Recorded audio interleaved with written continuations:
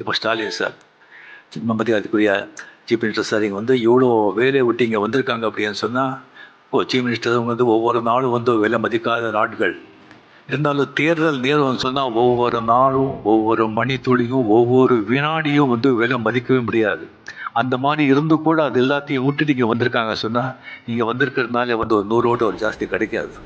But இருந்தால் கூட அவர் இங்கே வந்திருக்காங்க சொன்னால் அது வந்து சரவணன் சாரோட எந்த மாதிரி வாழ்ந்திருக்காங்க எனக்கு எடுத்துக்காட்டு. அட் த சேம் டைம் நம்ம மரியாதைக்குரிய நம்ம சிஎம் அவர்களுக்கு என்ன மாதிரி ஒரு பண்பு கொண்டவர், ஒரு உயர்ந்த உள்ளவங்கிறதுக்கு ஒரு எடுத்துக்காட்டு.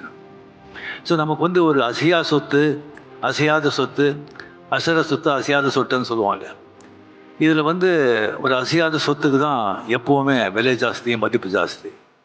ஸோ அந்த மாதிரி நம்ம வாழ்க்கையில் வந்துட்டு நம்மளை விரும்புகிறவங்க, நம்ம நலனில் வந்து அக்கறை கொண்டவங்க ஒரு சில பேர் தான் இருப்பாங்க.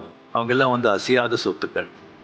அப்படியே வந்து எனக்கு வந்து ஒரு அசையாத சொத்துக்கள் இருந்தாங்க. K Balachander sir, Jo sir, Panchu sir,